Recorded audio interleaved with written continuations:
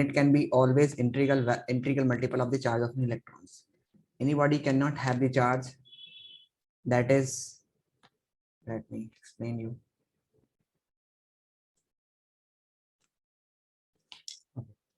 So if I'm considering that any body cannot have the charge, like we have Q is equals to N into E.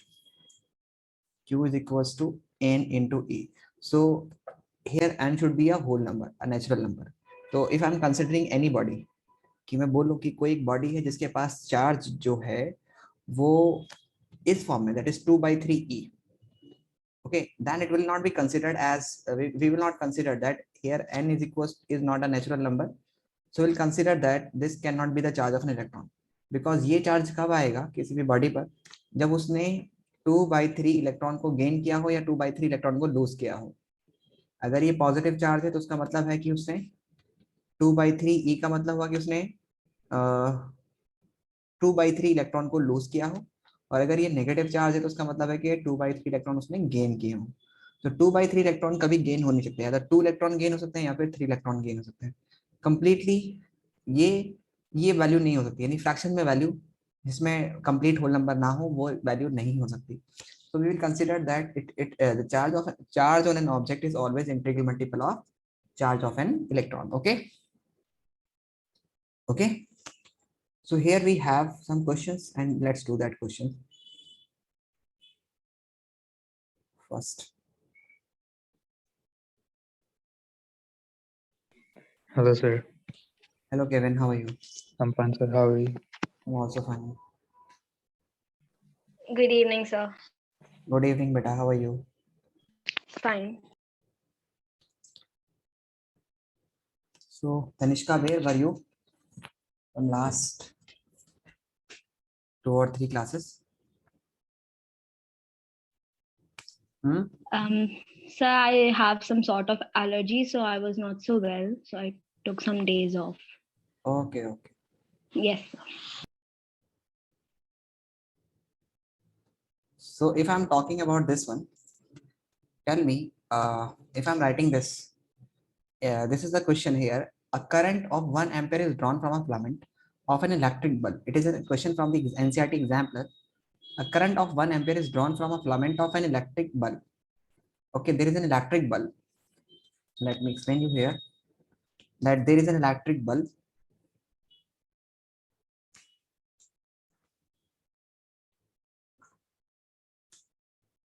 Okay, consider कर लेते हैं electric bulb बनाना ही क्या, उसमें से electron उससे electron पास कर रहे हैं, यानी इलेक्ट्रॉन फ्लो कर रहा है.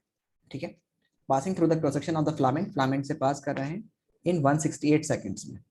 Okay, 1 ampere current is drawn by the filament of an electric bulb.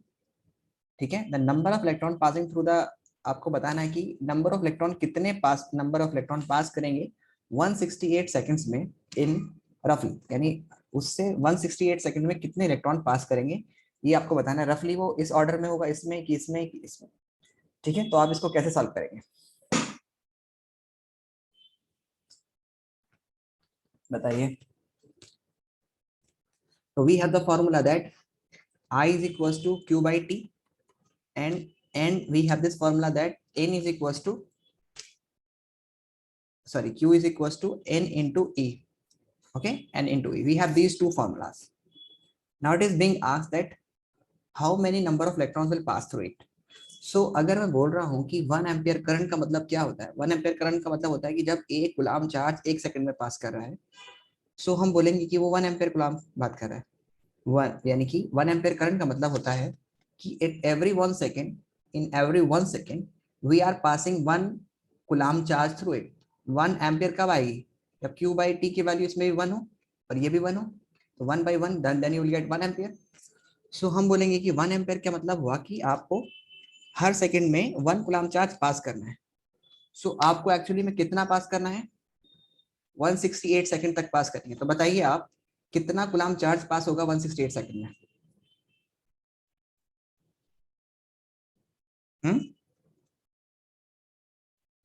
So for better understanding, you can write this, you can place this value of Q in this portion, and you can get that I is equals to NE by T.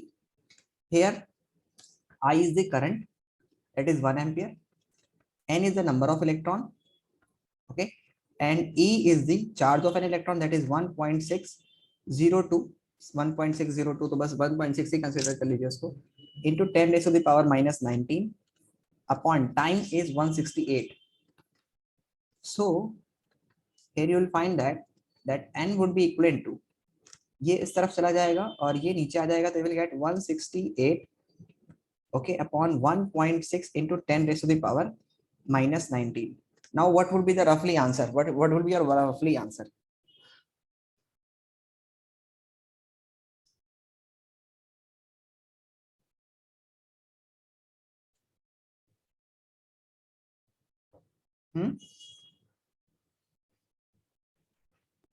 Sir क्या आप फिर से समझा सकते हो? बिल्कुल, हमारे पास दो फार्मूले होते हैं, I is equals to Q by T, I is equals to Q by T and Q is equals to N into E. ये हम लोगों ने फार्मूला पढ़ा है. The rate of flow of charge is called electric current and Q is equals to N into E हमारे पास होता है formula. ये हम लोग पहले से पढ़ते आ रहे हैं, दो फार्मूला हम लोगों ने पढ़े हैं. Where Q is the charge, ये Q कैपिटल Q और स्मॉल Q दोनों में यहाँ पे सेम ही कर देता हूँ ताकि कंसिडरेशन में आपको वो ना लगे.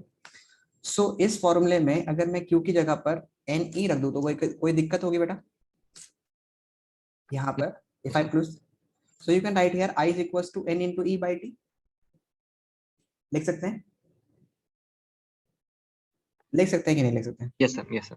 अब ये आपको क्वेश्चन में गिवन है 1 एम्पियर, टाइम आपको गिवन है, E की वैल्यू सबको पता होती है, that is 1.6 into 10 power minus 19. N की वैल्यू निकालनी है.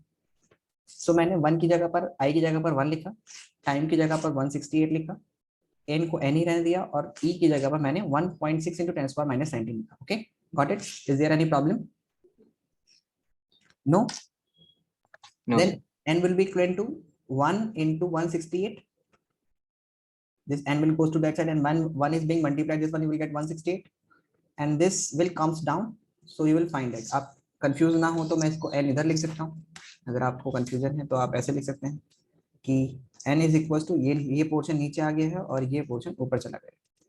सो अब आप इसको सॉल्व करना है. अब आप बताइए मुझे कि N की वैल्यू कितनी होगी अप्रोक्सीमेशन, आप इसमें से कौन सा ऑप्शन को चूज करेंगे?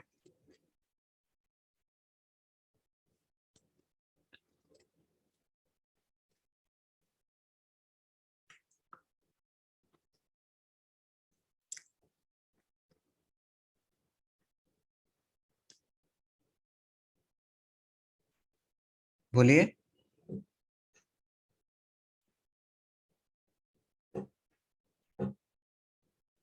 चलिए मैं हेल्प करता हूं.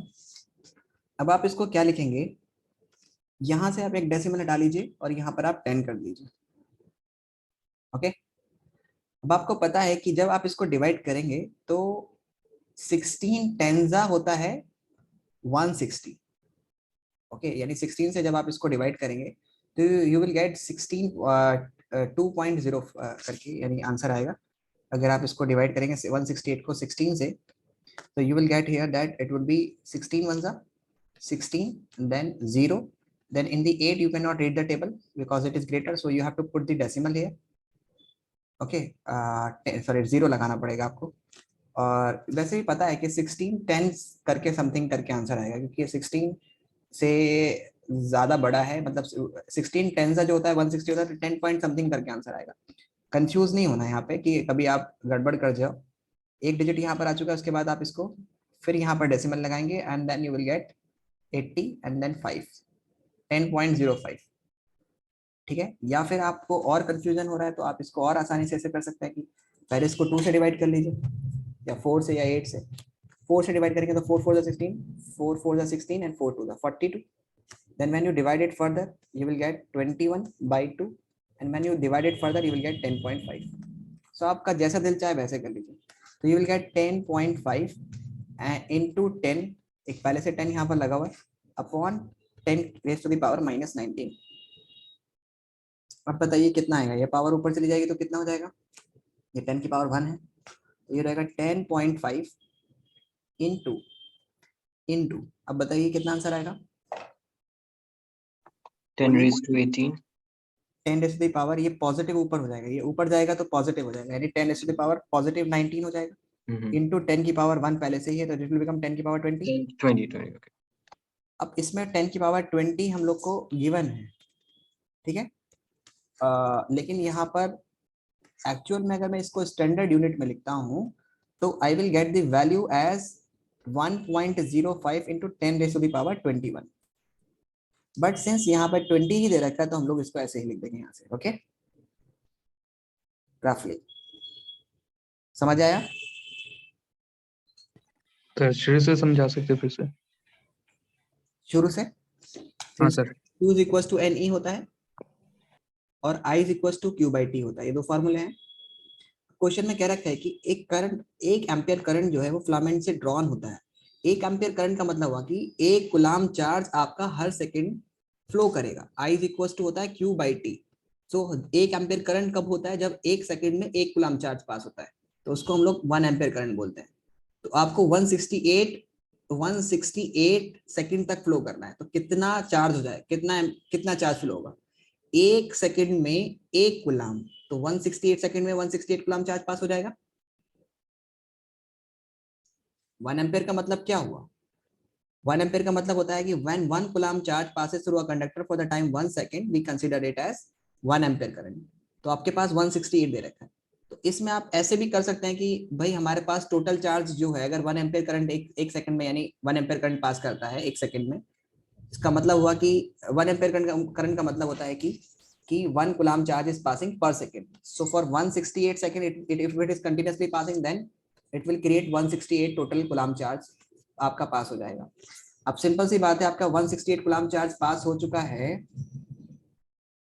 ओके। अगर 168 कूलाम चार्ज पास हो चुका है आपका 168 सेकंड में, तो टोटल चार्ज आपके पास जो है वो 168 है कूलाम। और आपको क्या निकालना है? इलेक्ट्रॉन निकालना है, नंबर ऑफ इलेक्ट्रॉन। तो आपको पता है Q इज इक्वल टू होता है N इंटू ई। सो आप 168 को डिवाइड कर दीजिए charge of electron 1.6 into 10⁻⁻19।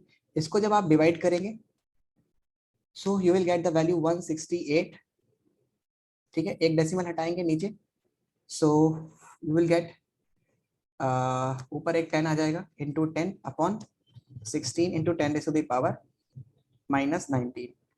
Now when you divide this one, you will get 110.5, 10.0, हाँ 10.5, 10.5 आपका आंसर आएगा जब आप 16 से इसको डिवाइड करेंगे तो, ओके।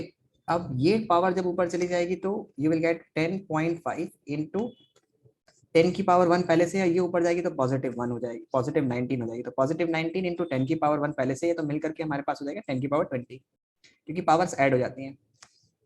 10 की power 20। So when you right it this you will gate 10 point, एक डेसिमल आप पीछे ले जाइए। स्टैंडर्ड यूनिट में लिखने के बाद हमेशा एक डिजिट बाद डेसिमल होना चाहिए।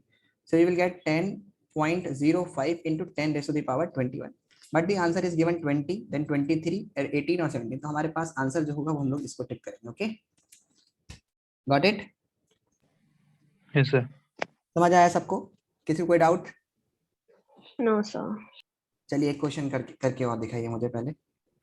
सर मैं वो लिख सकता हूँ, ये लिख सकता हूँ मैं। बिल्कुल लिख सकते हो, कॉपी करें फटाफट से।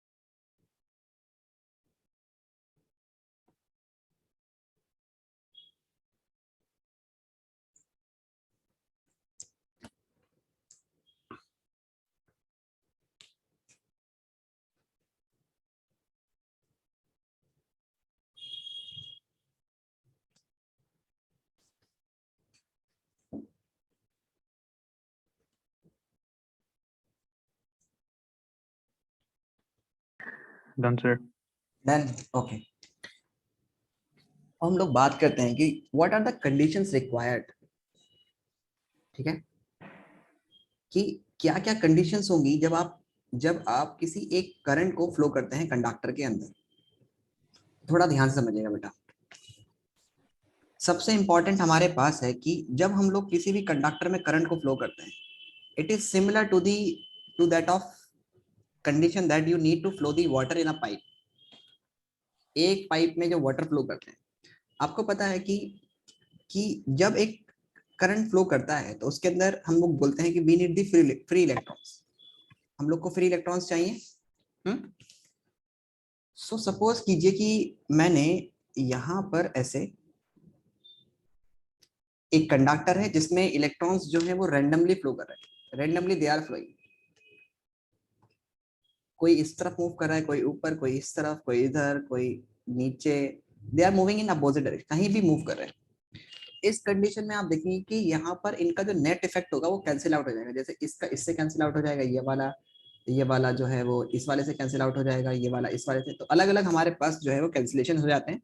तो इनकी एनर्जी हम लोग एक्चुअल में कैलकुलेट नहीं कर पाते, एनर्जी होती नहीं, यानी कि जब उसमें करंट फ्लो नहीं कर रहा होता है तो यह हम बोलेंगे जब इलेक्ट्रॉन्स अपनी कोई भी रैंडम डायरेक्शन में फ्लो कर रहे होते हैं तो उनके पास जो एनर्जी होती है वो जीरो कंसीडर कर लेते हैं, यानी क्योंकि उनके पास वो एक दूसरे के इफेक्ट को कैंसिल करते हैं।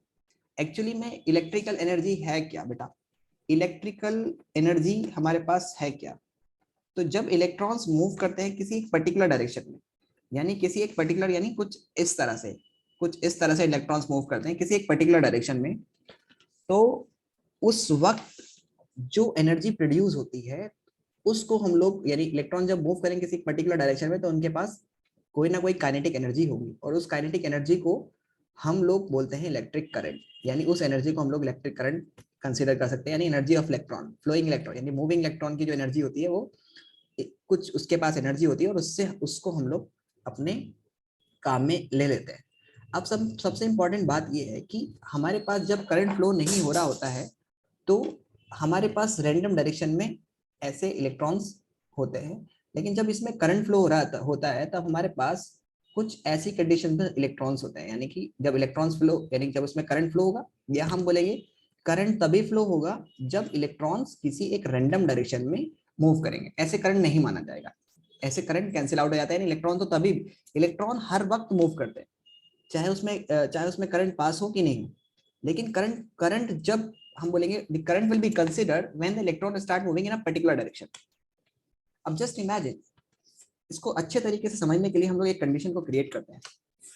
फॉर एग्जांपल हम लोग मान लेते हैं कि ये हमारे पास एक पाइप है and we are having some droplet in it, water droplet, okay, we are having some water droplet in it. How what will you do to make this water droplet coming to this end? आप क्या करेंगे? What will you do? Tell me, what will you do if you want these droplet to come in a particular point? You will tilt the pipe, आप इसका एक and ऊपर एक and नीचे कर देंगे तो these droplet will start coming down। बोलो ऐसा करोगे कि नहीं करोगे? Yes or no? Yes, sir. Okay, so what you are actually doing here is you are creating the one end of the pipe at the higher potential and another end at the lower potential, means you are creating a potential difference between the 2 points of the pipe, and that will result in flow of drop in the pipe में drop का movement हो जाएगा।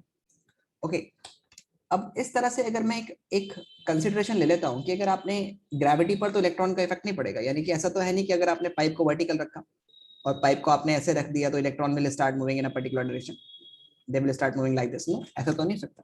तो फिर wire में ये काम कौन करता है? Who did this work in the wire, कि ये इलेक्ट्रॉन्स एक पर्टिकुलर डायरेक्शन में मूव करने लग जाए, जो अपनी रैंडम डायरेक्शन में मूव कर रहे हैं, दे will start moving in a particular direction. Who did this? Who will make this end at the higher potential and this end at the lower potential? So that is done by the battery, the source, the battery. The battery has two ends. One is at the higher potential and another one is at the lower potential. So when this end is connected with positive and this end is connected at the negative, then these electrons will start moving in a particular direction that will be from positive to negative.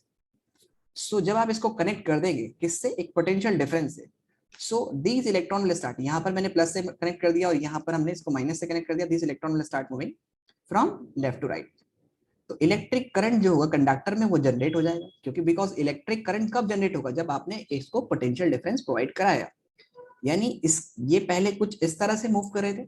Now after providing the potential difference across the ends of the wire, the electrons leave their random direction and start moving in a particular direction from positive to negative, move करना शुरू कर देंगे, और इसी को हम लोग बोलते हैं इलेक्ट्रिक करंट। यानी ये इलेक्ट्रॉन अब एक पर्टिकुलर एनर्जी होगी इनके पास मूविंग इलेक्ट्रॉन्स की, and these will have some energy, और इसी एनर्जी को हम लोग इलेक्ट्रिकल एनर्जी कहते हैं। The current will start and the current will generated, current is generated in the conductor.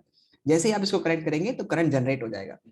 अब जब करंट जनरेट हो जाएगा तो मतलब इलेक्ट्रॉन्स, तो हमारे पास क्या चीज होनी चाहिए, सबसे पहले necessary condition for the flow of charge, flow of charge is actually electrons, क्योंकि electrons are the carrier of charge.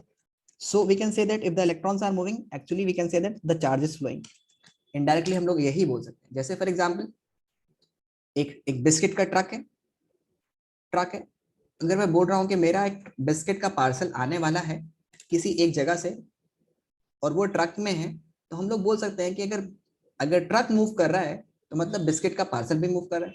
तो सिंपल बात है, अगर electrons move, electrons are the carrier of charge, and if we are saying that charge is flowing, तो it means electron is flowing. या फिर हम बोल सकते हैं अगर इलेक्ट्रॉन फ्लो कर रहे हैं तो चार्ज भी फ्लो कर रहे हैं। सो इसका मतलब यही हुआ कि इलेक्ट्रॉन का फ्लो जब होता है तो चार्ज का फ्लो होता है, और चार्ज के फ्लो को हम लोग करंट बोलते हैं। So we can simply say that कि जब आप इसको एक हायर पोटेंशियल यानी एक बैटरी से कनेक्ट कर देंगे तो ये these electrons will start moving and behave like this, इस तरह से बिहेव करते हैं कि एक एंड उसका हायर पोटेंशियल, दूसरा एंड लोअर पोटेंशियल पर हो जाता है। अब सोचने वाली बात ये है कि यहाँ पर आप देखेंगे कि यहाँ पर ये एंड हायर पोटेंशियल है और ये एंड लोअर पोटेंशियल है, तो क्या ये इलेक्ट्रॉन्स पॉजिटिव से नेगेटिव की तरफ मूव करेंगे? बिल्कुल नहीं मूव करेंगे। इलेक्ट्रॉन तो नेगेटिव से पॉजिटिव की तरफ मूव करते हैं। तो इस कंडीशन में यहाँ पर हम लोगों ने आर्बिट्री चूज किया है, क्योंकि पहले हम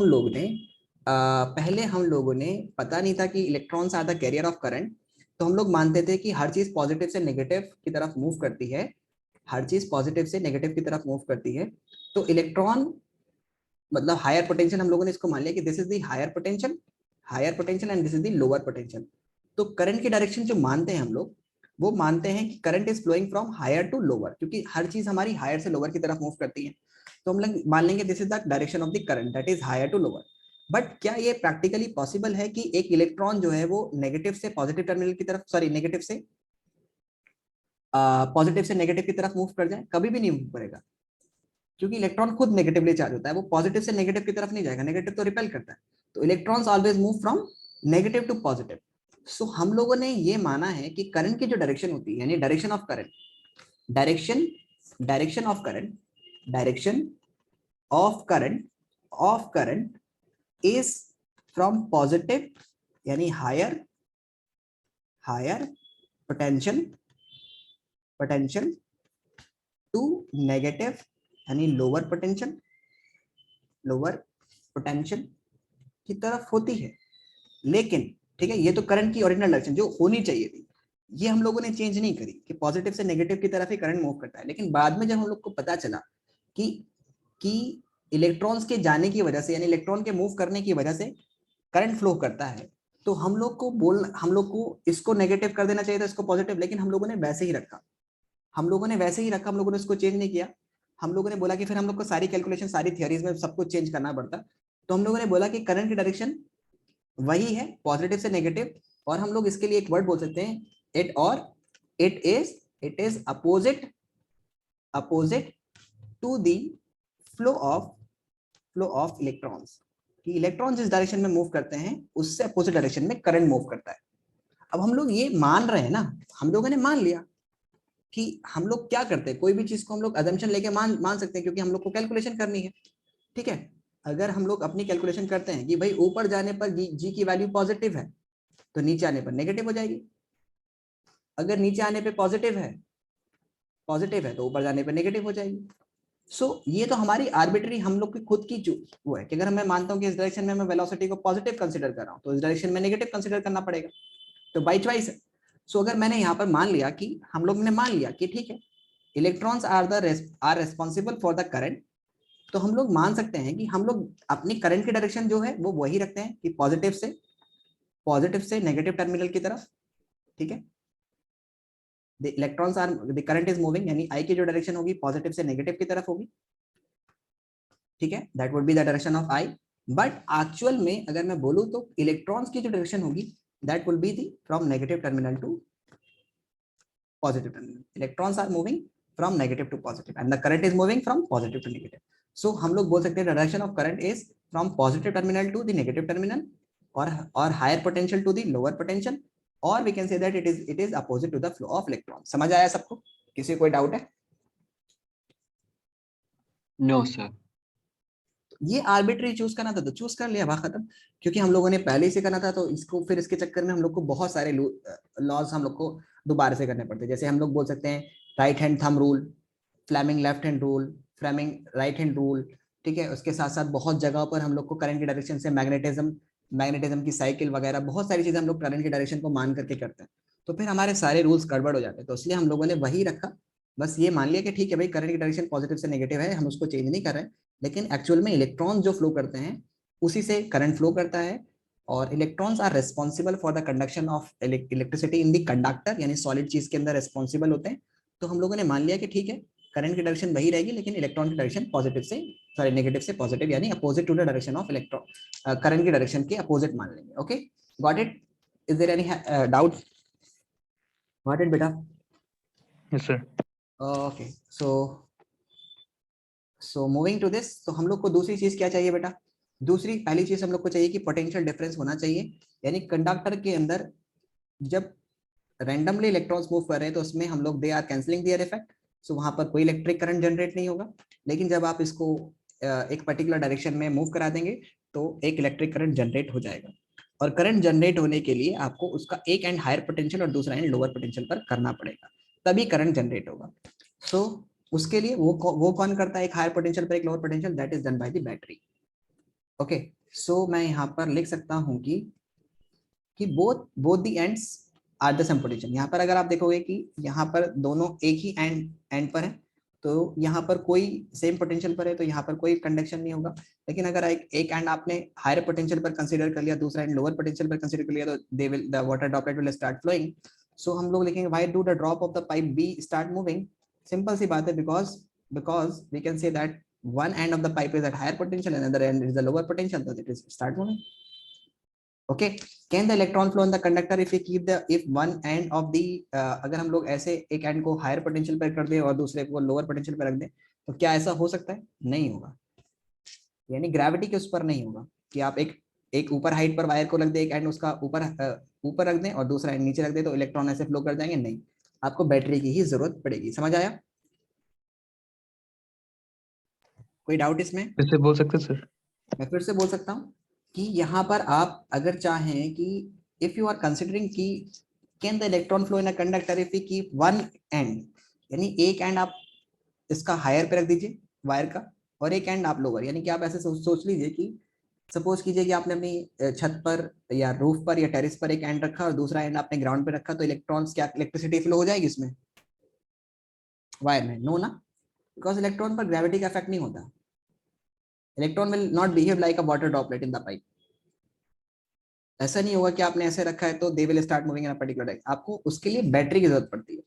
चाहे पाइप को आपको ऊपर से इलेक्ट्रॉन को अगर आपको अभी भी ऊपर पहुंचाना है तो सिंपल से आप इसका एक end higher potential positive terminal और दूसरा नेगेटिव से कनेक्ट कर दीजिए, ये मूव करना शुरू कर जाएंगे।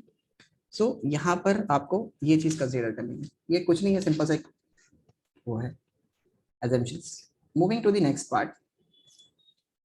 दूसरी चीज क्या जरूरत होगी, तो हम लिख सकते हैं battery is a device that create the potential difference between the two ends of the wire.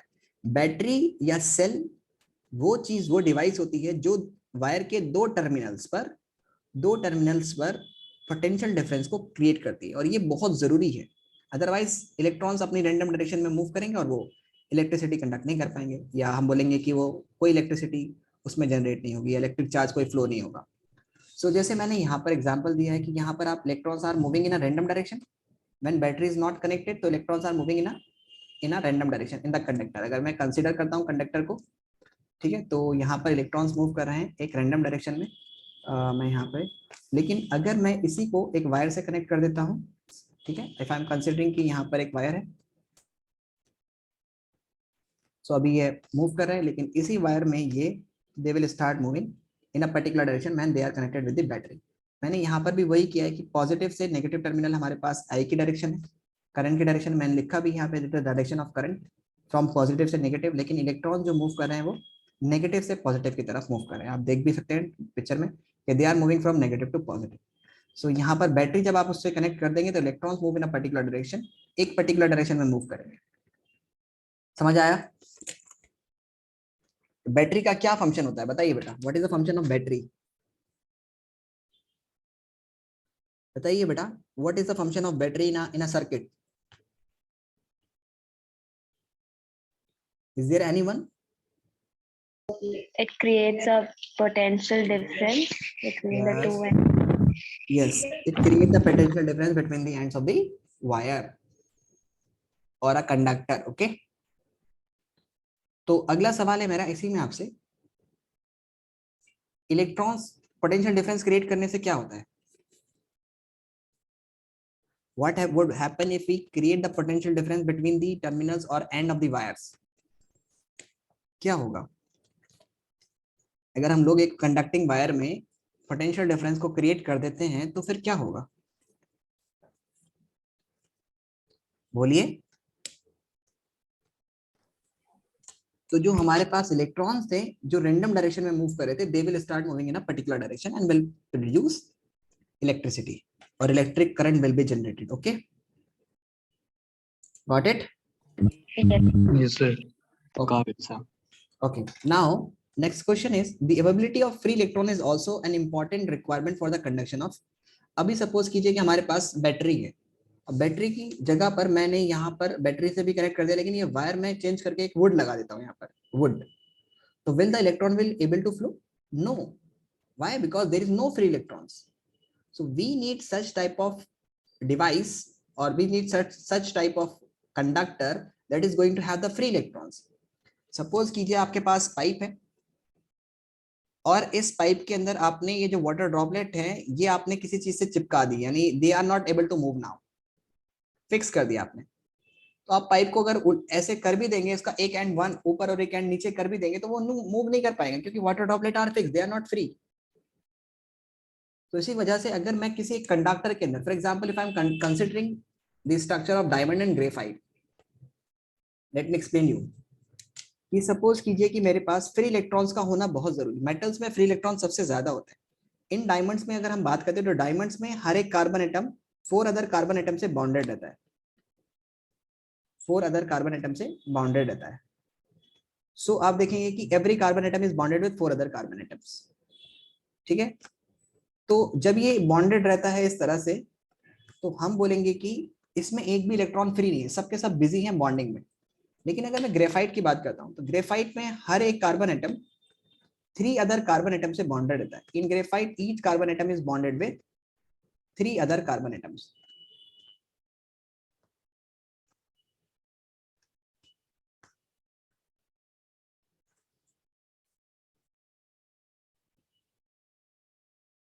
So you will find that in this and this one, the carbon atom is bonded with 3 other carbon atoms. So 1 electrons of carbon is free, and this electron can move easily, help कर सकता है electricity conduction में.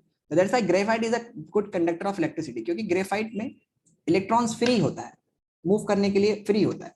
लेकिन अगर मैं इसकी जगह पर wood लगा देता हूँ तो मैं कितना भी potential difference create कर लूँ, जब free electrons ही नहीं होंगे तो वो move ही कहाँ से करेंगे। तो हमारे पास availability of free electron is important। हम बोलेंगे कि फ्री इलेक्ट्रॉन का होना भी जरूरी है, यानी आपके पास जो वायर है वो ऐसा होना चाहिए जिसके पास फ्री इलेक्ट्रॉन है। ऐसा नहीं कि आपने कुछ वुड का वायर बना लिया या कोई ऐसी चीज का, नॉन मेटल का, प्लास्टिक का वायर बना लिया और आप सोच रहे हैं कि उस वायर से आप उसको इलेक्ट्रिसिटी पास करेंगे, आप उसको बैटरी के टर्मिनल से भी कनेक्ट कर दे तब भी उसमें नहीं फ्लो होगा। Because it is important that these wire must have the free electron so that the electricity या इलेक्ट्रॉन जो है वो मूव कर सके एक पर्टिकुलर डायरेक्शन में। तो if there is no free electron, no current will be passed after using the battery, even after using the battery, यानी अगर आपने बैटरी भी यूज कर ली तब भी ये नहीं होगा। Got it? और still having some doubt? Done बेटा, समझ आया? Yes, sir. Yes, sir.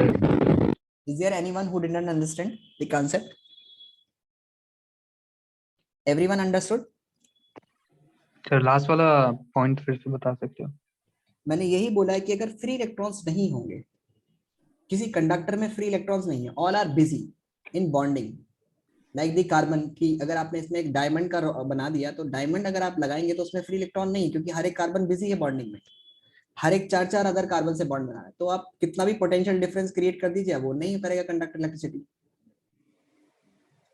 ठीक है, लेकिन जैसे फॉर एग्जांपल मैंने बोला कि फिर से मैं बोल देता हूँ यहाँ पे एक बार और समझा देता हूँ कि सपोज कीजिए कि आपने एक पाइप लिया, इस पाइप में आप सपोज कीजिए कुछ बॉल्स ले लीजिए, balls, these balls, now you paste this ball with some glue, आप इन ग्लू से इन बॉल्स को पेस्ट कर दीजिए या चिपका दीजिए इनके बीच में, दे आर नाउ बॉन्डिंग, इनमें बिजी है।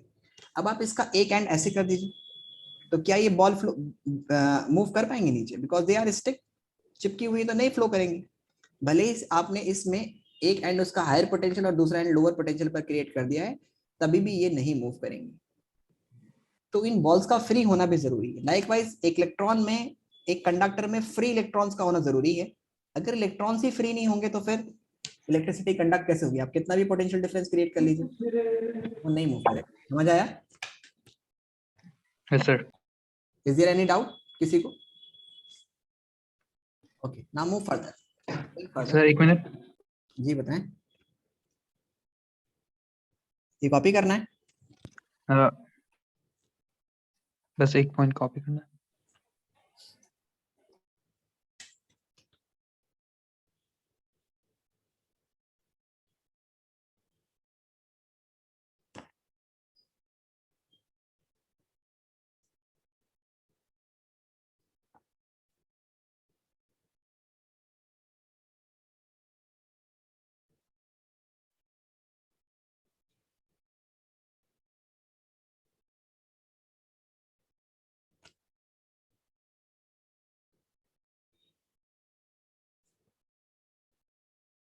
Okay sir. Okay, done. Okay, now moving to the very important part, that is the electric potential and potential difference, and this is very important. We need to understood this one in detail. Okay, so चलिए हम लोग समझने की कोशिश करते हैं कि electric potential और पोटेंशियल डिफरेंस क्या होता है। ओके, देखिए बेटा, आपको जब भी कोई चीज का मेजरमेंट करना होता है तो आपको एक एक पॉइंट तो चूज करना होता है ना जहां से मेजर करेंगे, है ना? एक पॉइंट तो चाहिए होगा ना जहां से आप मेजर करेंगे। फॉर एग्जाम्पल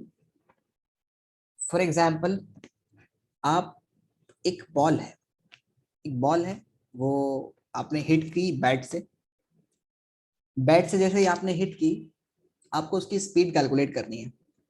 तो पहले आप उसका डिस्टेंस कैलकुलेट करेंगे और फिर वो आप कैमरे में ही मान लेंगे 2 पॉइंट्स कि ये इस टाइम पर किस मतलब इस पॉइंट पर किस टाइम पर थी, और फिर जब ये बॉल दूसरे में जाएगी तो यहाँ पर ये किस टाइम पर थी, और फिर फ्रेम के हिसाब से हम लोग उसको कैलकुलेट कर लेते हैं कितने फ्रेम्स इसमें बने हैं, टाइम उसमें कैलकुलेट हो जाता है और डिस्टेंस हम लोग कैलकुलेट कर लेते हैं, उससे हम लोग स्पीड पता लगा लेते हैं।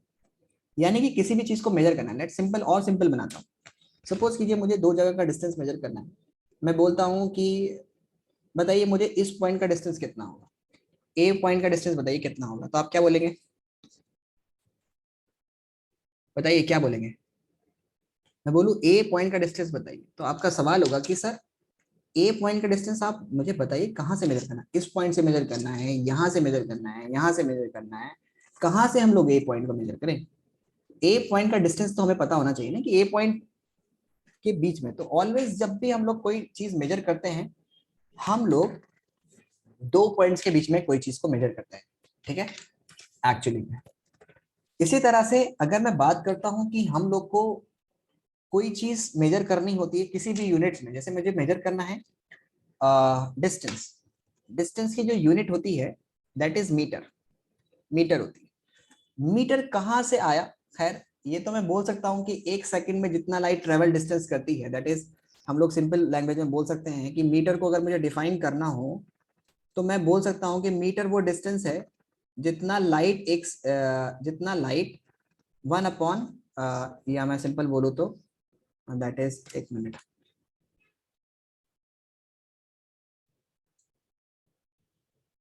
कि मैं बोल सकता हूँ कि 1 मीटर जो डिस्टेंस है, that is the distance that is travelled by the light in 1/29792,458 second. मतलब इतने सेकंड्स में जितना लाइट डिस्टेंस ट्रेवल करती है, एक्चुअल स्पीड है लाइट की, ठीक है। तो मैं बोल सकता हूँ कि वो लाइट की वो जो डिस्टेंस कवर करेगी उसको हम लोग 1 मीटर बोलेंगे। खैर ये तो फालतू की बात है, मतलब है तो ये बात, एक्चुअल में तो 1 मीटर यही डिस्टेंस होता है, लेकिन मैं मान लेता हूँ कि चलो वो डिस्टेंस हमारे पास आया, ये डिस्टेंस आया, और हम लोग मान लेते हैं कि ये 1 मीटर डिस्टेंस है। अब आप जो भी डिस्टेंस मेजर करेंगे वो इसी के रिस्पेक्ट में तो मेजर करेंगे ना। आपने एक पैमाना बना लिया, पहले आपने एक मेजरमेंट बना लिया कि ये हमारे पास आर्बिट्री, हम लोगों ने इसको चूज कर लिया है कि अब ये हमारे पास आर्बिट्री है। हम लोगों ने चूज किया कि ये डिस्टेंस 1 मीटर है, ये कहीं पर लिखा नहीं था, हम लोगों ने अपनी मर्जी से, कुछ ग्रुप ऑफ साइंटिस्ट बैठे और हम लोगों ने चूज कर लिया कि भाई आज से 1 मीटर डिस्टेंस जो होगा वो इतना होगा। सारी कंट्रीज के लोग आइए, अपना अपना स्केल इससे मेजर कीजिए और ले जाइए अपनी अपनी कंट्री, अपनी लेंथ इसी से मेजर कीजिएगा। और कुछ ईयर्स के बाद फिर से आइएगा, फिर से एक बार फिर से चेक कीजिएगा कि आपके स्केल में कोई कुछ इंक्रीज या डिक्रीज तो नहीं हुआ है, तो फिर से इसी को मेजर कीजिएगा और फिर से लेंथ मेजर करने के लिए, मतलब हमेशा आपको इसी स्टैंडर्ड यूनिट मान लिया कि ये लेंथ 1 मीटर है और इस लेंथ से आपको कंपेयर करना है। इसी तरह से हम लोगों ने मान लिया कि एक बॉक्स इतना, ये हैवी बॉक्स है, आज से मैंने इसको बोल दिया कि ये 1 kg है। अब इसी के कंपैरिजन में आपको अपनी अपनी कंट्रीज से आइए और 1 kg मास इसके बराबर आप वेइंग करिए और ले जाइए अपनी कंट्री में, और फिर जितना भी मास मेजर होगा वो इसके कंपेयर में होगा। अगर इसका 2 टाइम्स हुआ तो हम लोग उसको 2 kg कह देंगे, इसका 1,000 टाइम्स हुआ तो हम लोग उसको 1 ग्राम कह देंगे, ठीक है। We will consider it as 1 gram. सो हम लोग को जब भी कोई चीज मेजर करनी होती है, हम लोग स्टैंडर्ड यूनिट पहले कंसीडर करते हैं कि हम लोग को कैसे स्टैंडर्ड मानना होगा। तो हम लोग को पोटेंशियल डिफरेंस मेजरमेंट करना था। पोटेंशियल डिफरेंस के लिए हम लोग को, जैसे मैंने बोला कि लाइट क्या है, इट इज 1 मीटर क्या डिस्टेंस है, 1 मीटर इज एक्चुअली वो डिस्टेंस है जो लाइट 299 जो मैंने यूनिट लिखी थी अपॉन करके, ठीक है। या फिर मैं सिंपल लैंग्वेज में बोल दूं कि 3 × 10⁸ सेकेंड्स में जितना लाइट डिस्टेंस ट्रेवल करती है, ठीक है, 1 अपॉन इतने सेकंड्स में जितना लाइट डिस्टेंस ट्रेवल करेगी उसको हम लोग 1 मीटर बोलते हैं। तो ये हम लोगों ने अलग अलग चीजों की डेफिनेशन बनाई है। इसी तरह से मैं बोलता हूँ कि अगर सपोज कीजिए कि आप एक 10 सेंटीमीटर का क्यूब ले लीजिए, कि 10 सेंटीमीटर उसकी लेंथ हो, 10 सेंटीमीटर उसकी ब्रेथ हो और 10 सेंटीमीटर उसकी हाइट हो, तो उसको हम लोग बोलेंगे 1 लीटर। और आप सभी लोग आइए, उससे अपना अपना कंपैरिजन कीजिए और ले जाइए और उसके हिसाब से आप मेजर कर लीजिए। सो ये हमारे पास स्टैंडर्ड यूनिट है किसी भी चीज को मेजर करने के लिए।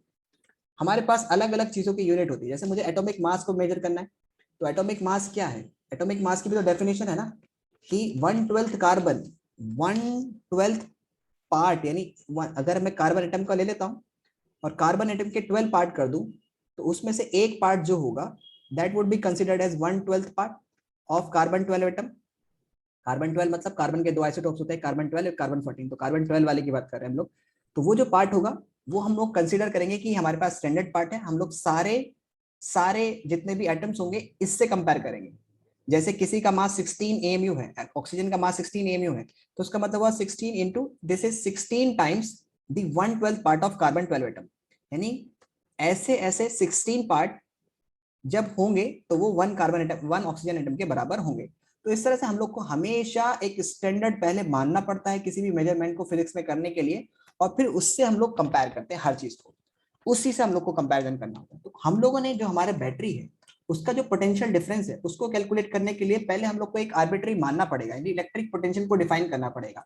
तो इलेक्ट्रिक पोटेंशियल क्या होता है, तो हम लोगों ने माना कि सपोज कीजिए कि हमारे पास एक चार्ज है, ध्यान से समझिएगा सभी बच्चे बेटा। सपोज कीजिए कि हमारे पास एक चार्ज है और उस चार्ज को हमने एक सेंटर पे रखा है, मतलब रखा है, तो उस चार्ज का कोई ना कोई इलेक्ट्रिक फील्ड होगा। जैसे ग्रेविटी होती है, अर्थ के चारों तरफ ग्रेविटेशनल फील्ड होता है, ये सपोज कर लो, हम लोग कंसीडर कर लेते हैं कि अर्थ है, तो अर्थ के चारों तरफ उसका ग्रेविटेशनल फील्ड होगा। In the similar way charge, अगर हम लोग कोई चार्ज को रखते हैं तो चार्ज के चारों तरफ उसका इलेक्ट्रिक फील्ड होता है, जहां तक वो अपना इन्फ्लुएंस क्रिएट कर सकता है। हर चार्ज बॉडी एक दूसरी चार्ज बॉडी पर फोर्स लगाती है, चाहे वो अट्रैक्शन फोर्स हो चाहे वो रिपल्शन फोर्स हो, और जहां तक वो उसकी फोर्स लगती है उसी को हम लोग बोलते हैं कि वो उसका ग्रेविटेशनल फील्ड है, सॉरी इलेक्ट्रिक फील्ड है। जैसे अर्थ जहां तक किसी चीज को अट्रैक्ट कर सकती है उसको हम लोग बोलेंगे कि वो अर्थ का ग्रेविटेशनल फील्ड है, जहां से वो अट्रैक्ट करना बंद कर देगी हम बोल देंगे कि यहाँ पे अब अर्थ का ग्रेविटेशनल फील्ड नहीं है। और जब भी हम लोग कोई काम करते हैं, मेरी बात एक एक चीज बहुत ध्यान से समझना, बिल्कुल ध्यान से, जब भी हम लोग कोई वर्क करते हैं, वर्क तो वर्क की यूनिट होती है फोर्स इनटू डिस्प्लेसमेंट। हम लोग फोर्स कहाँ पे लगाते हैं? Against the force. हम लोग वर्क जो भी करते हैं वो अगेंस्ट द फोर्स, यानी जो हमारे पास अपोजिंग फोर्स होती है उसके अगेंस्ट हम लोग काम करते हैं। जैसे सपोज कीजिए कि आपको कार चलानी है, तो कार में जो आप पेट्रोल डाल रहे हैं वो किस लिए डाल रहे हैं, उसको क्यों पेट्रोल डालते हैं? बिकॉज आपकी कार को एक काम करना है, किसके अगेंस्ट? फ्रिक्शनल फोर्स के। अगर आपकी कार मूव कर रही है इस डायरेक्शन में आपकी कार मूव कर रही है, तो आपको उस पर एक अपोजिंग फोर्स लगेगी, वो इस डायरेक्शन में, यानी कार को वो मना करेगी आगे मूव करने में। तो आपको ये जो अपोजिंग फोर्स है, जिसको हम लोग फ्रिक्शनल फोर्स बोलते हैं, इस फोर्स के अगेंस्ट काम करना है, और उसी को हम लोग वर्क डन बोलते हैं। हमेशा हम लोग को, अगर मुझे सपोज कीजिए ये एक हैवी बॉक्स है, अगर मुझे इस बॉक्स को मूव कराना है तो मैं इस पर फोर्स लगाऊंगा इस डायरेक्शन में। क्यों लगाऊंगा इस डायरेक्शन में? क्योंकि इस पर एक अपोजिंग फोर्स लगेगी इस डायरेक्शन में। जैसे मैं, तो मुझे अपोजिंग फोर्स के, अगर मुझे वर्क डन करना होता है तो हमेशा अपोजिंग फोर्स के करना होता है। जहां पर फोर्स ही ना हो वहां पे कोई वर्क डन नहीं होता। जैसे सपोज कीजिए कि आप अर्थ के ग्रेविटेशनल फील्ड से बाहर चले गए, ये अर्थ है, ये उसका ग्रेविटेशनल फील्ड है, आप यहाँ पर हैं, तो अब आपको कोई फोर्स नहीं लगानी, क्योंकि अर्थ का यहाँ पर कोई वैक्यूम है, यहाँ पर कोई हवा नहीं है जिसपे आपको अपोज लगे या फिर मतलब अपोजिट फोर्स करना पड़े। तो आप क्या करते हैं? सिंपल, आपने एक बार उसको स्टार्ट कर दिया तो then it will be continuously moving. यहाँ पर कोई वर्क डन नहीं करना पड़ा, बिकॉज यहाँ पर कोई फोर्स, अपोजिंग फोर्स नहीं है।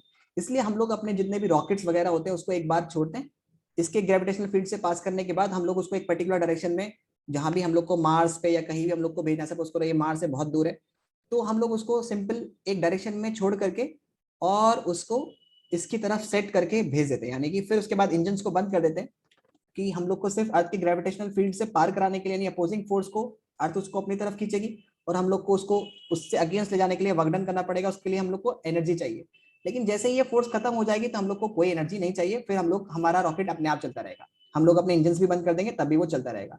तो यही चीज इसके अंदर भी होती है कि चार्ज क्या है। चार्ज हमने माना कि हमारे पास सपोज कीजिए एक चार्ज है, उसका कोई इलेक्ट्रिक फील्ड है, और हम लोग मान लेते हैं कि यहाँ पर एक टेस्ट चार्ज है जो कोई कहीं दूर पर रखा हुआ है।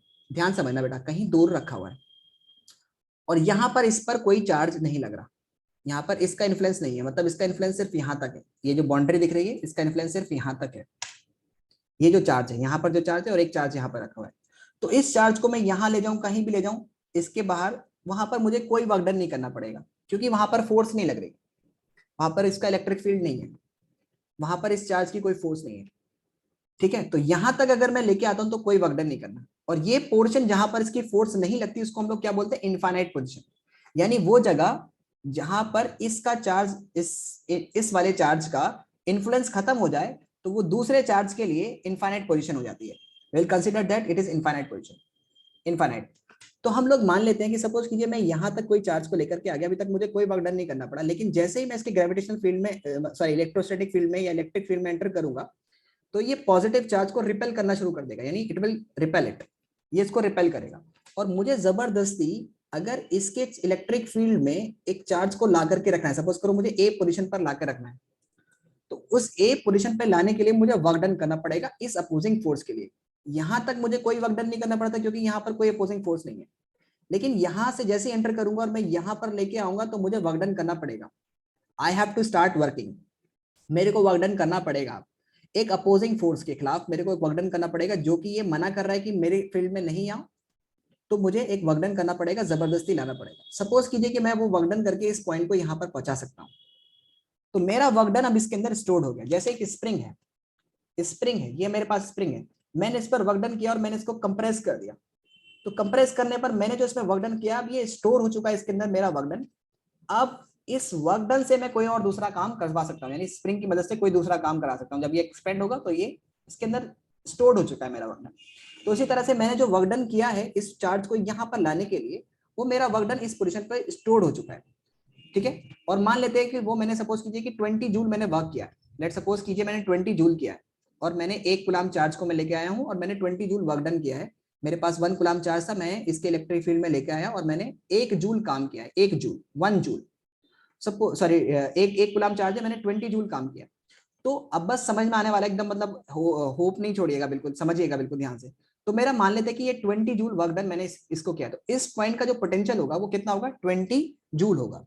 ये बिल्कुल ऐसे है जैसे सपोज कीजिए कि आपने एक बिल्डिंग है, इस बिल्डिंग पर आप कोई स्टोन, एक हैवी स्टोन आप लेकर के गए और आपने इसकी पॉइंट पर यहाँ पर वो रख दिया, तो आपका जो वर्क डन यानी इस पर आपने जो लेके गए इस स्टोन को इस बिल्डिंग पर, उसमें ले जाने के लिए जो आपने वर्क डन किया वो mgh के बराबर होगा, यानी mass into gravity into height, जिसको हम लोग इसका पोटेंशियल वो कहेंगे। आप इस वर्क डन को यूज कर सकते हैं, आप वापस से इसको गिरा दीजिए, इस एनर्जी को कन्वर्ट कर लीजिए काइनेटिक एनर्जी में, या फिर टरबाइन घुमा लीजिए, इससे कुछ भी आप कर लीजिए, इसके पास स्टोर हो चुका है, ये वापस इस पोजीशन पर जाएगा, ये उतना काम कर देगा। सो हम बोलते हैं कि सपोज कीजिए इस पॉइंट का पोटेंशियल 20 जूल है, ठीक है। सो यही वर्क डन को हम लोग बोलते हैं इलेक्ट्रिक पोटेंशियल। क्या बोलते हैं, जो आपने काम किया एक चार्ज को इनफाइनाइट डिस्टेंस से यानी इनफाइनाइट जगह से लाने में किसी दूसरे चार्ज के इलेक्ट्रिक फील्ड में जो आपने काम किया उसको हम लोग उस पॉइंट का इलेक्ट्रिक पोटेंशियल बोलते हैं। सो हम बोलेंगे it is the amount of work done. What is electric potential? It is the amount of work done, जो आपने काम किया है किसी एक चार्ज को लाने में, कहां पर, किसी एक पॉइंट पर, किसी भी इलेक्ट्रिक फील्ड के, यानी मैं इसमें कंसीडर कर लेता हूं कि मुझे कोई भी एक पॉइंट पर लाना है, तो वो जो पॉइंट मेरे पास होगा, मान लेते हैं कि ये पॉइंट है मेरे पास, इस पॉइंट पर मेरे को लेकर आना है, तो मैं जो भी काम करूंगा इस पॉइंट पर लाने के लिए वो इस पॉइंट का पोटेंशियल होगा। एक बात याद रखना कि पोटेंशियल जो होता है वो पॉइंट का होता है। आप इसको कैसे भी लेके आइए, चाहे आप इसको कैसे भी लेकर के आइए, आप इसको ऐसे लेके आइए तब भी उतना ही होगा, आप इसको डायरेक्ट लेके आइए तब भी उतना ही होगा। पोटेंशियल का पॉइंट होता है, जैसे आप इस पत्थर को आप लेफ्ट से लेकर आइए तब भी उतना ही mgh वर्क होगा, क्योंकि हाइट से मेजर होता है, चाहे आप इसको रोलिंग करके लेकर आइए तब भी उतना ही mgh वैल्यू होगी। तो पोटेंशियल जो होता है it is of the point, कि मुझे इस पॉइंट पर लाने में इतने जूल वर्क डन करना पड़ेगा, तो मुझे वो करना ही पड़ेगा, तभी वो इस पॉइंट पर आएगा, अदरवाइज नहीं आएगा। तो मैं बोलता हूं कि it is the amount of work done, ये वो वर्क डन है जो किसी भी यूनिट चार्ज को, किसी भी यूनिट पॉजिटिव चार्ज, जिसको हम लोग टेस्ट चार्ज भी बोलते हैं, को लाने में, यानी इनफाइनाइट डिस्टेंस से लाने में यूज किया जाता है, उसको हम लोग इलेक्ट्रिक पोटेंशियल बोलते हैं। या मैं इसको डेफिनेशन में बोलूं, it is the amount of work done in moving a test charge from infinite position, यानी इनफाइनाइट मतलब जो बहुत दूर है, infinite position to a point, किसी एक पॉइंट पर, इन एन इलेक्ट्रिक फील्ड, एक इलेक्ट्रिक फील्ड में, किसी भी दूसरे चार्ज के इलेक्ट्रिक फील्ड में, उसको हम लोग क्या बोलेंगे, इलेक्ट्रिक पोटेंशियल बोलेंगे। अब यहाँ पर आपको ध्यान से समझना है कि चार्ज जब आप लेकर के आएंगे उसको एक्सेलरेशन नहीं कराना है, क्योंकि जब आप एक्सेलरेशन कराते हैं तो चार्ज अपनी एनर्जी को लूज करता है। तो एनर्जी को लूज ना करे, उसको कांस्टेंट वेलोसिटी से लेकर आइए, उसमें एक्सेलरेशन नहीं होना चाहिए, तो इसलिए हम बोलेंगे विदाउट एक्सेलरेटिंग। तो इलेक्ट्रिक पोटेंशियल क्या है? इलेक्ट्रिक पोटेंशियल है कि जब आप किसी एक चार्ज को इनफाइनाइट जगह से किसी एक पॉइंट पर लेकर आए, किसी एक पॉइंट पर इलेक्ट्रिक फील्ड में लेके आए, उसमें जो वर्क डन आप करेंगे किस अपोजिंग फोर्स के खिलाफ, उसको हम लोग बोलेंगे इलेक्ट्रिक पोटेंशियल। समझ आया कि नहीं आया? नहीं समझ आया? समझ आया कि नहीं आया बेटा? बोलिए फटाफट से, हाँ या ना? फिर से बोल सकते हैं इलेक्ट्रिक पोटेंशियल? हाँ बिल्कुल, इलेक्ट्रिक पोटेंशियल वो पोटेंशियल होता है जो आप किसी एक चार्ज को इनफाइनाइट डिस्टेंस, यानी इनफाइनाइट जगह, वो जगह जहां पर दूसरे चार्ज का इन्फ्लुएंस ना हो, इनफाइनाइट जगह से लाने में जो आप वर्क डन करेंगे इलेक्ट्रिक फील्ड में लाने में, उसको जो वर्क डन करेंगे उसको मैं बोलूंगा कि ये उस पॉइंट का इलेक्ट्रिक पोटेंशियल होगा। सपोज कीजिए कि आपने यहां पर ये 20 जूल वर्क डन किया, सपोज कीजिए, तो इलेक्ट्रिक पोटेंशियल कितना हो जाएगा? आपने 1 कूलम चार्ज लेकर आए, तो मैं बोलूंगा electric potential is equal to होगा cube upon, sorry, W upon Q. सो अगर आपने इलेक्ट्रिक पोटेंशियल आपको कैलकुलेट करना, आपने 20 जूल वर्क डन किया है और आपने 1 कूलम चार्ज लेकर के आए, तो 1 कूलम चार्ज हो गया, तो जैसे आप इसमें करेंगे that will be considered as 20 volt. क्या आपने 20 वोल्ट, तो 20 वोल्ट इस पॉइंट का इलेक्ट्रिक पोटेंशियल हो जाएगा, ठीक है, 20 वोल्ट। अभी मैं इसको और एक्सप्लेन करता हूं। सपोज कीजिए कि यहां पर आपने एक पॉइंट लेकर आया, आपने इस पॉइंट का पोटेंशियल है 20 वोल्ट, और यहां पर आपके पास दूसरा पॉइंट है, let's suppose it is 40 volt, या मैं मान लेता हूं 50 वोल्ट। इस पॉइंट का पोटेंशियल 50 वोल्ट है, सपोज कर लो, मान लो, कंसीडर कर लो कि इस पॉइंट का पोटेंशियल क्या है, 50 वोल्ट है।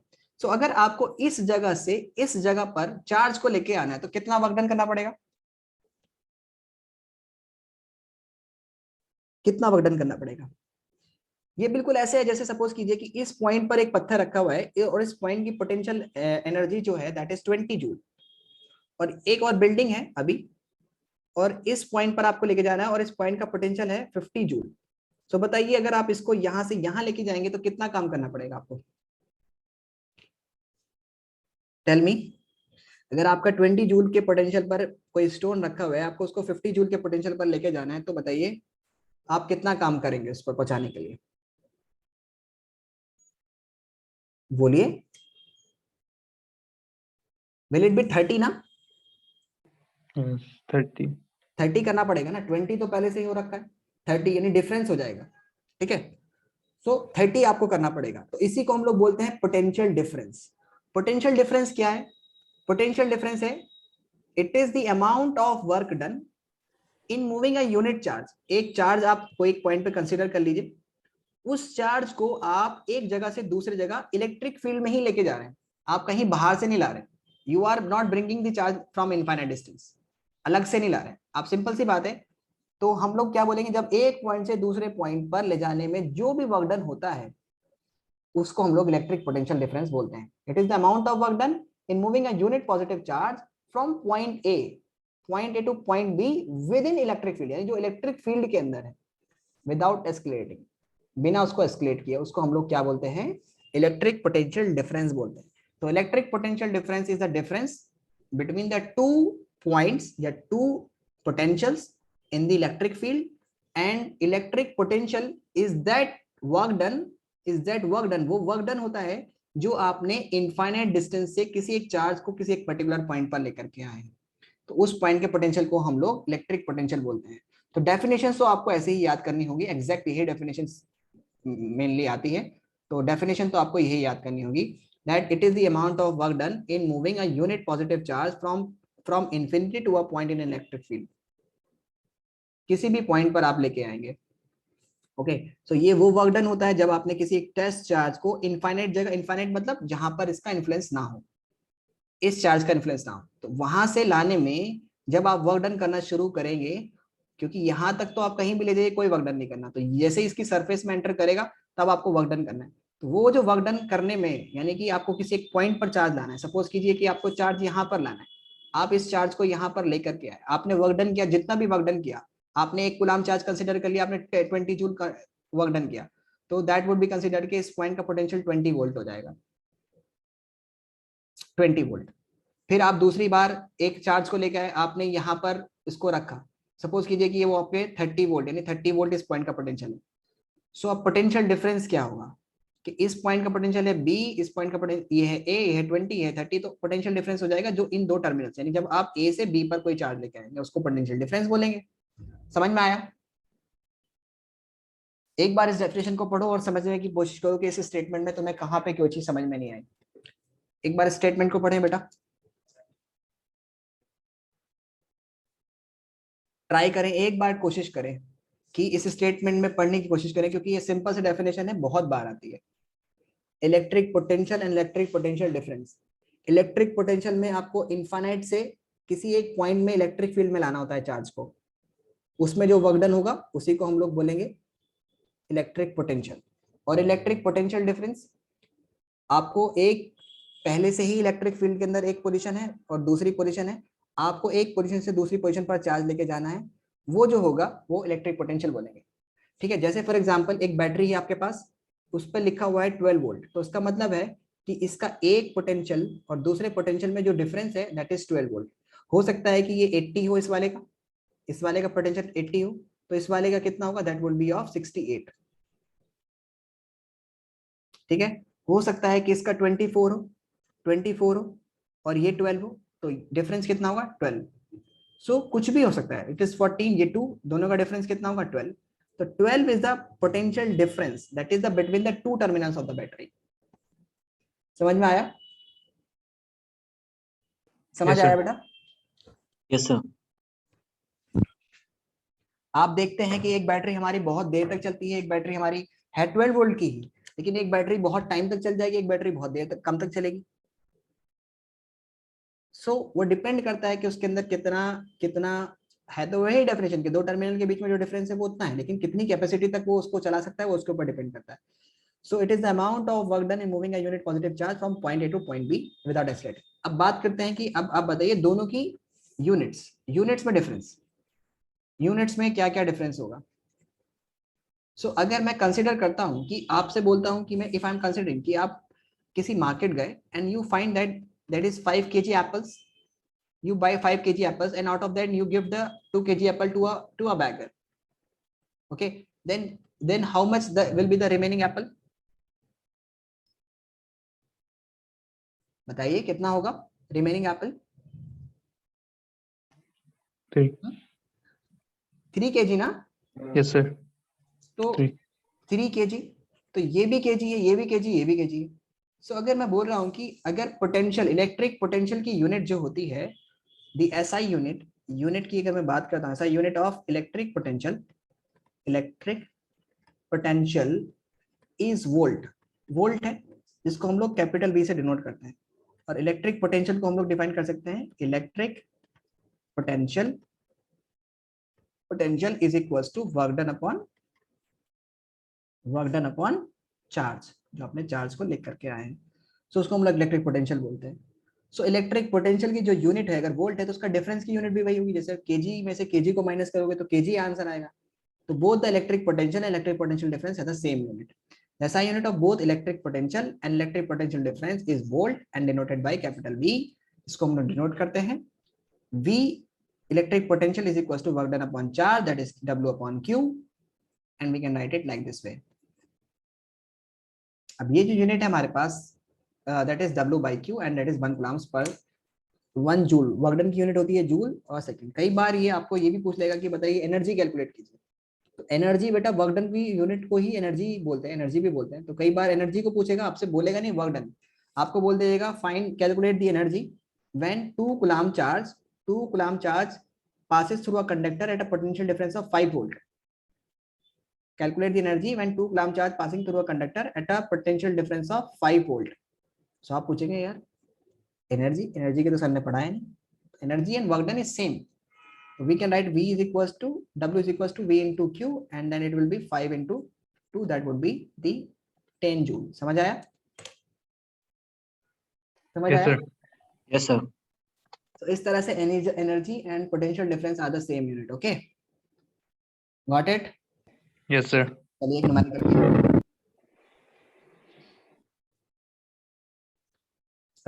आप ये मुझे कैलकुलेट करके बताइए कितना आंसर आएगा. आपके सामने न्यूमेरिकल है, करिए कितना आंसर आएगा.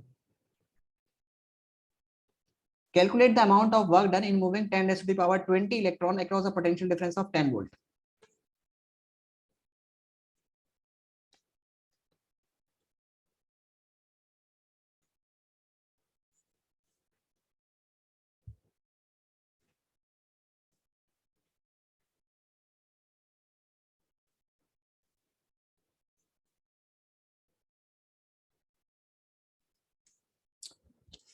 Calculate the work done in moving.